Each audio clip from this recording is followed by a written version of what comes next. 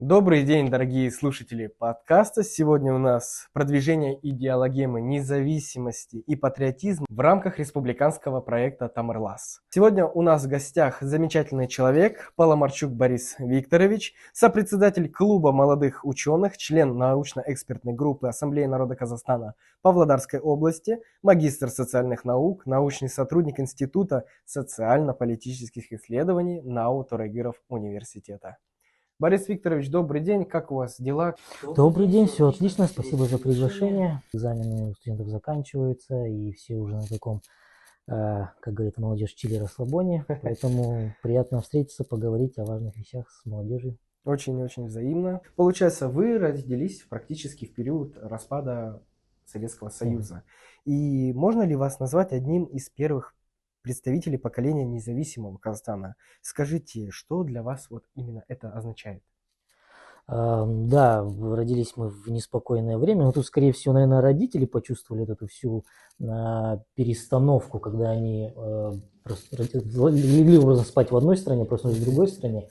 Ну, я вот 87-го года рождения, конечно, и мое там становление, когда я пошел в садик и в школу, уже происходили в независимом Казахстане. Но вот что интересно, страна-то можно переписать таблички за ночь, а мышление людей, там, не знаю, менталитет, культуру, ценности переписать-то невозможно за одну ночь. И я все помню, вот это остатки советского прошлого, это мандарины только на Новый год, да, вот эти ковры на стенах, вот, и потом подснимите, вот как раз вот тоже такой ковер есть, да, я помню, как у бабушки, у родителей все это висело, какие были тяжелые времена, когда многого не хватало, и действительно мы переживали довольно такие тяжелые вещи, но в то же время мы видели, как страна строилась, как страна так сказать, поднималась после тяжелых перестроечных годов, и во многом вот путь страны с 30 небольшим лет, это мой путь взросления, когда я видел, что из ничего фактически, из периода, когда людям не платили зарплаты, пенсии, стипендии, когда на полках не было ничего, да, там, из нормальной одежды, питания, и потом, когда начали все это привозить, мы построили вот такую современную страну, которой мы гордимся, и население растет. Это прекрасно. Это вот моя молодость, мое взросление вместе со страной получается. Очень интересный опыт. Вы никогда не жалели об этом, то, что родились именно в то время? Так, как говорится, времена не выбирают. И вот кто-то из классиков или не из классиков сказал, да, каково это жить в эпоху перемен. И, наверное, это интересно, это во многом накладывает отпечатки на людей, которые живут в эти времена, потому что ты подстраиваешься под новые реалии, ты начинаешь думать быстрее, коммуницировать, что-то придумывать, как-то себя проявлять. И во многом это конкурентное преимущество. То есть это не значит, что мы должны каждому поколению создавать тяжелые времена, да, чтобы они это проходили, но учить этому, рассказывать, как это было, чтобы они учились в наших ошибках, это важный такой посыл, который мы пытаемся передать у себя в университете, да, в ассамблее, вот у нас тут преемственность поколений. Поэтому нет, конечно, не жалею, времена не выбирают, и мы лишь можем выбрать, как жить в них, в этих временах, да, правильно, по-человечески, с уважением. То есть вот такая Каждый выбирает философия. по-своему. Да. Получается, вот после этого вы стали работать, учиться когда-то, и какими ценностями вы руководствовались при выборе исследуемой научной области? Почему именно политология? Ну, вообще интересный опыт. Политология вообще очень молодая наука, как таковая, да, особенно в Казахстане. И когда я пришел в университет после 11 класса, сдал экзамен, у меня была четкая цель, что я буду юристом. Ну, четко шел поступать юридически. Но благо член приемной комиссии второигров университета, ДПГУ, да, меня отговорил, сказал, вот какая-то интересная новая специальность, всего лишь второй выпуск мы набираем, политология. Не хотели и попробовать. Что это, как это, никто не понимал, мои родители тоже, но они всегда доверяли мне, и тогда 18-летнему пацану они сказали, ну, если хочешь, попробуй. То есть почитал, что это политика, что это история, что это работа в госструктурах, это там, изучение общества, да, там, и все эти политические процессы. Меня это заинтересовало, особенно учитывая, что у нас многонациональный полиэтнический такой Казахстан, не интересоваться в Казахстане политикой, не интересоваться взаимоотношениями в обществе, это то же самое, что, не знаю, там, допустим, когда моряк выходит в море, не интересоваться, куда ветер дует.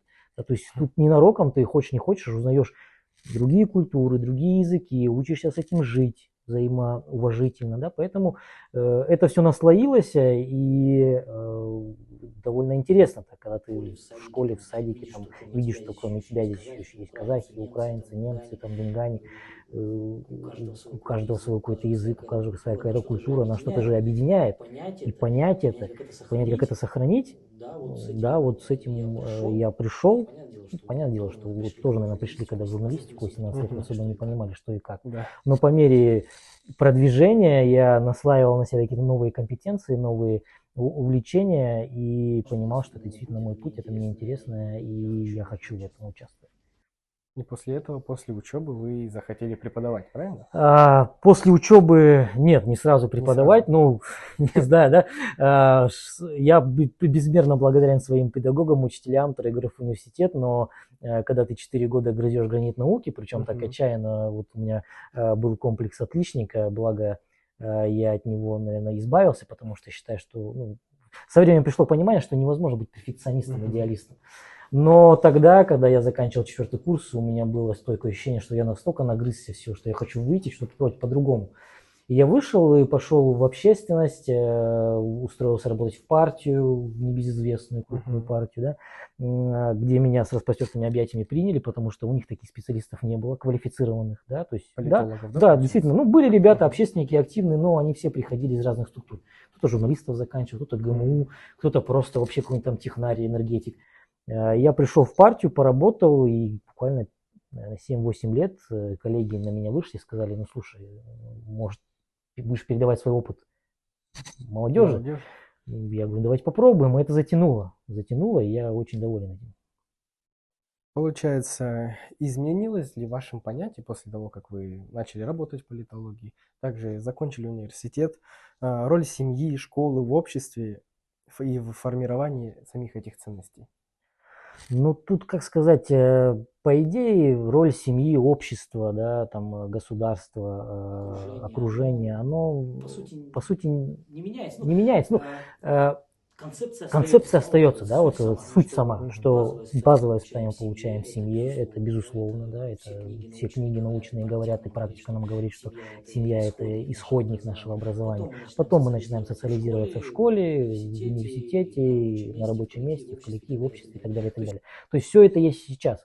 Просто немного там тренды поменялись, немного специфика, то же самое ТикТоки, Инстаграмы, соцсети, это все накладывает, потому что уже наши дети, я смотрю на свою дочку, 10 лет, да, она меня учит, как там что-то в Фейсбуке, ой, не в Фейсбуке, в WhatsApp что-то делать, в Инстаграме, потому что я уже далек от этого, хотя казалось бы, да, буквально там разница небольшая, как мне казалось, что я не такой уж старый человек, как оказывается, прогресс шагает вперед, и они уже воспринимают те ценности, которые я воспринимал от своих родителей, где-то там за посиделками, да, за серьезным разговором с отцом.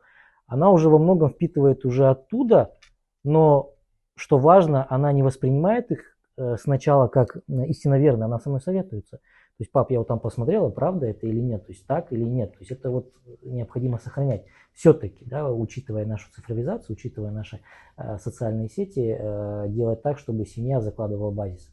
Школа потом будет это развивать. Ни в коем случае я противник того, чтобы на школу перекладывать все бремя воспитания молодого человека. Это концепция в никуда. Семья, школа, университет, и дальше уже там он сам выбирает, откуда ему впитывать эти навыки общения. Получается, достаточно приятно сейчас видеть нынешнюю молодежь, так как молодое поколение в новой одежде, в творчестве, в Инстаграме, в ТикТоках направляют и возрождают историю.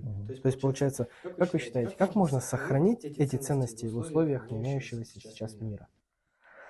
Да, очень классно. Я вижу, у нас даже в университете каждый четверг проводится День национальной одежды, то есть все желающие могут приходить в национальной одежде, так сказать, поддерживать национальную тренд-культуру.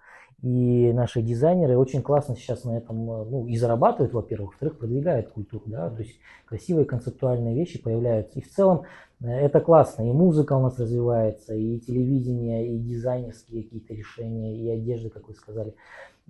И здесь, на мой взгляд, наверное, не нужно пытаться закрыться в каком-то культурном коконе, сказать, типа, вот это какой-то культурный орнамент, да, допустим, и вы ни в коем случае никак не можете его видоизменить, только берете как есть. Это, конечно, будет тормозить нашу культуру. То есть, если молодежи нравится там казахский чапан с кроссовками, Окей, давайте, носите, да, нравится им, там, допустим, рэп читать под добру, под кобыс. Окей, пробуйте. То есть, если это не оскорбляет, да, ничего и не вносит какой-то разлад в общество, вот это поможет нам сохранить культуру. Если мы просто закроемся и скажем, вот это культурные наши традиции, и вы их ни в коем случае не видоизменяйте под новое поколение, а используйте, как вот использовали там наши предки, то, конечно, такая культура будет менее востребована. Она будет быстрее у людей уходить в прошлое. Мне кажется, среди молодежи тоже спроса будет намного меньше. Конечно, то есть молодежь впитывает, они как раз-таки носители, передатчики этой культуры. Но они-то уже мыслят по-другому, они хотят что-то вплетать туда свое. И если мы будем запрещать им это делать, они скажут, ну окей, тогда мы возьмем, допустим, американскую или корейскую культуру, будем вплетать туда свои какие-то мотивы. Но это уже будет же минус нашей казахстанской культуре, нашей казахской культуре, ну, в принципе, казахстанской. Поэтому, чем свободнее мы даем им возможность креативить и выслушиваем их, то тем интереснее будет насыщаться наша культура. И, в принципе, наша власть об этом очень много уже говорила, начиная с первого президента, и Касым-Жомарт Кемелевич продолжает, что культура не должна оставаться архаичной.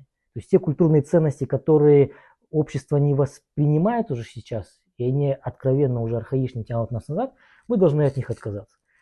Те культурные традиции, которые можно видоизменить, использовать в культурном обмене и так далее, давайте берем, используем, включаем куда возможно и вперед погнали, будем развиваться на весь мир. Хотелось бы еще у вас поинтересоваться, несколько таких интересных вопросов. Вот смотрите, какие риски, связанные с глобальными трендами, есть, и как их можно минимизировать? Ну, глобальные тренды, да, какие у нас глобальные тренды, давайте подумаем, там, допустим, ну, цифровизация, допустим, да, повсеместно, миграция очень усилилась сейчас, экологические тренды очень много, да, там та же самая Грета Тунберг, которая сейчас делает там на Ближнем Востоке, да, Илон Маск, то есть как это повлияет на Казахстан? Ну, тут как любой процесс, знаете, вот как, допустим, гамбургер любите? Ну, а кто его не любит? Да, но много-то его не съешь, это вредно, да? То есть тут же как и с глобальными трендами.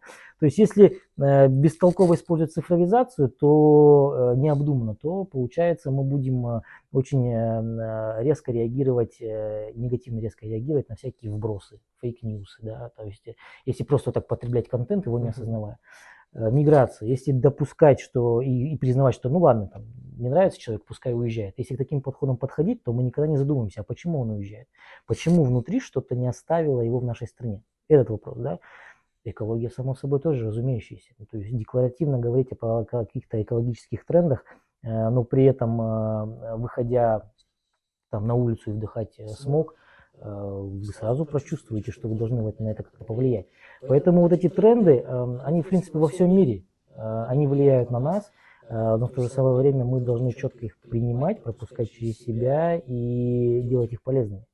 Вот по вопросу цифровизации, какой рейтинг не откроем, мы всегда там в двадцатке наиболее оцифрованных стран мира, да, наш там, Каспий, наш Егов и так далее, все, возможно, завидуют. Но в то же самое время, наверняка вам тоже звонили уже мошенники, Ну да, да, оно растет. и дядя из Кении, там, Да, наследство. Вот, это риски, многие люди нас обманывают этим. И правительство работает над созданием условий, чтобы ограничить этого всего, да, и сейчас вот там цифровое обучение, и все, Встречи. да, встречи. То есть это не то, что это страдают наши там пенсионеры или старшее поколение. Молодежь тоже на это попадается и готова обманываться, поэтому вот это риск тоже есть. Но с другой стороны, закрываться от этого, это было бы глупо. Борис Викторович, с какими вызовами сталкивается патриотизм в эпоху глобализации? Интересный вопрос. Патриотизм. Ну, опять же, если возвращаясь к тем глобальным трендам, о которых мы говорили, да, то есть какие вызовы, то есть это унификация культур, та самая глобализация, которая несет очень много благоприятных вещей, да, вот властно. Одежда, да, айфоны у нас, это все иностранные, не казахстанские, к сожалению. Это все благодаря тому, что мы когда-то запустили выгодные контакты, их сюда привезли, да, и нам продали. Но в то же самое время есть много проблем, которые несет унификация. Если говорить о патриотизме, то это, конечно же, унификация культур. По-моему, там ежегодно там, 3 или 4 языка в год отмирают, перестают их носители, перестают их использовать.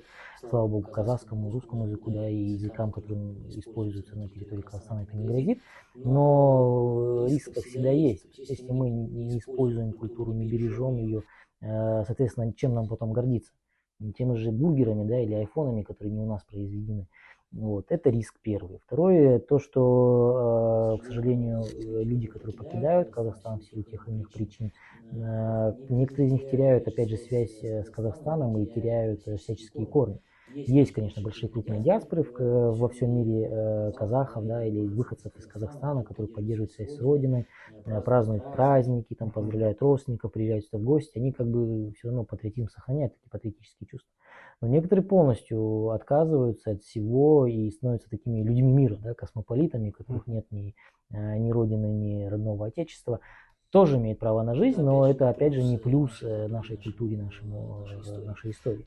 То есть такие риски есть, и самый страшный риск, когда патриотизм в современном мире начинают путать с национализмом, да, то есть тоже такое явление происходит, особенно в тех обществах, где сильны этнические противоречия, где очень много сохранилось каких-то исторических травм, обид или культуры, образования у населения гораздо ниже уровня, чем в других странах. Там, конечно, иногда патриотизм подменяется этим страшным явлением, когда ты уже не думаешь о благе для всей страны, независимо от того, кто там по национальности живет, а думаешь о благе для какой-то своей группы, не обязательно какой-то национальной группы, там, конфессиональной группы, там, социальной и так далее. Ну, чтобы было понятно молодому поколению, да, в чем разница патриотизма и национализма, то есть, если, допустим, вы выходите во двор и кричите, что у меня мама самая лучшая, но при этом вы же не ставите под вопросом, что у других мамы хуже, да, вы просто признаете, что у других мамы тоже есть, они тоже лучше. Это и есть патриотизм, то есть вы хотите, чтобы у всех были хорошие мамы. Но когда вы выходите во двор и говорите, что моя мама самая лучшая, а у вас вообще нет мамы, или они самые плохие, да, и вот смотрите, вот моя мама лучшая, и вот только на нее, там, условно говоря, молитесь, помогайте, это уже национализм, да, то есть патриотизм это вот сделать хорошо во всей стране для всех. Национализм – это сделать хорошо для каких-то конкретных людей, для какой-то этнической группы.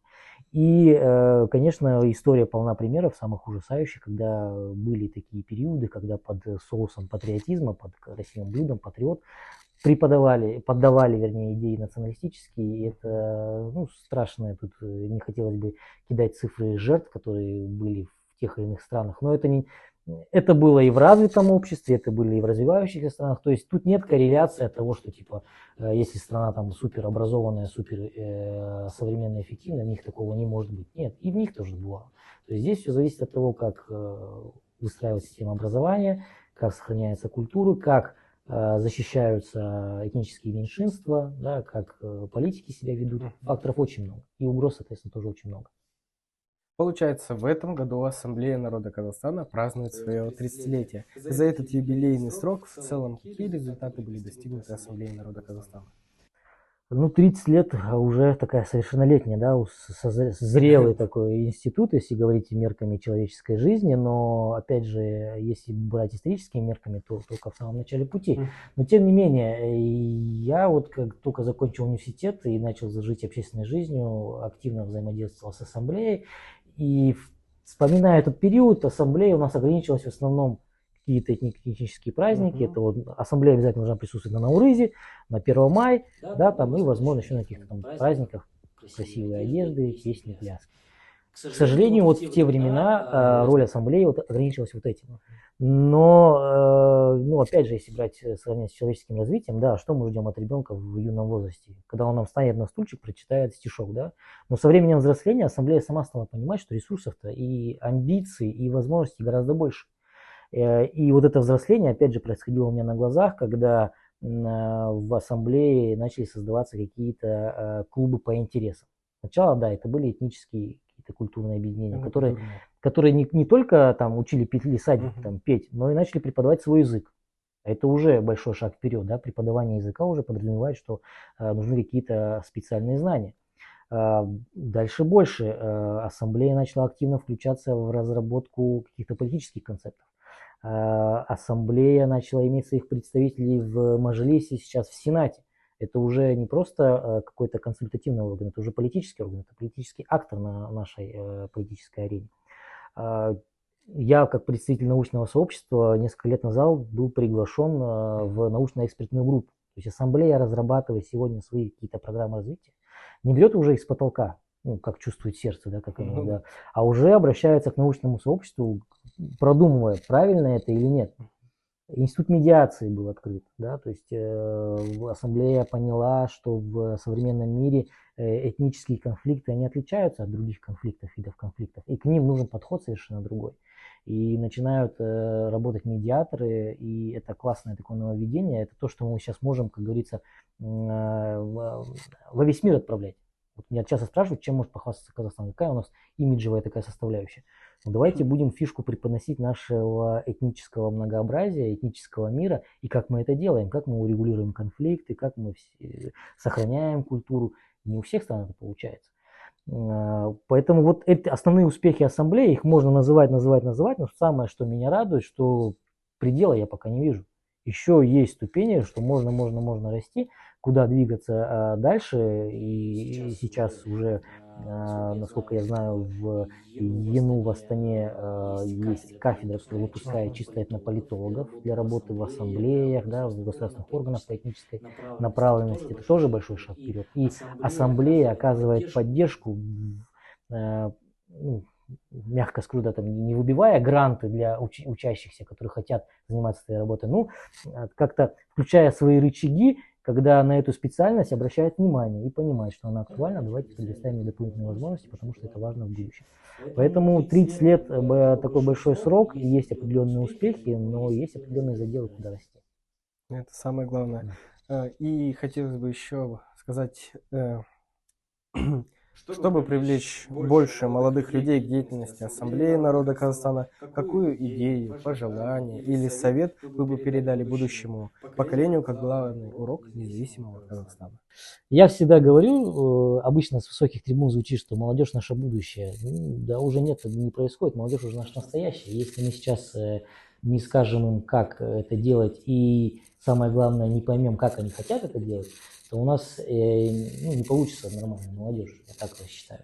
И что пожелать? Ну, во-первых, не бояться, не ждать с моря погоды, действовать самим. Молодое поколение, современное поколение, оно уже не живет страхами прошлого, ей уже не важно, как говорили там раньше мои родители, главное стабильность, да, нужна работа и вот стабильность. Сейчас главное для молодежи найти свою нишу, найти себя, где было бы удобно, комфортно развиваться, а для этого нужно не бояться, для этого нужно пробовать, экспериментировать, да не получилось здесь, возможно, получится в другом месте. И главное не бояться приходить со своими идеями, со своими советами, со своими мнениями к старшему поколению и говорить, давайте попробуем вот так вот. Потому что, ну, приведу свой пример из ученой, да, среды, когда ты печатаешь какую-то там работу длительное время, мы называем такое явление, как глаз замыливается. Ты ее читаешь, для тебя она идеальная. Ты не видишь ни ошибок, ничего. Так и старшее поколение, да, вот они разработали концепцию, это их детище, они считают, что все, это нужно, это классно, и тут уже ничего не нужно менять, оно будет работать. И я даю там коллеге почитать, он говорит, а тут, вот косяк, и я потом уже вижу, что действительно косяк-то, действительно не обращаю внимания. И вот нужно почаще прислушиваться к этим явлениям. Да, возможно, иногда молодежь у нас может что-то экстраординарное такое выкинуть, мы хватаемся за голову и думаем, как вы такое вообще могли додуматься, да. А с другой стороны, если мы не будем их выслушивать, то где-то, возможно, пропустим какую-то зрелую такую истину, которая действительно будет нужна для нашего государства.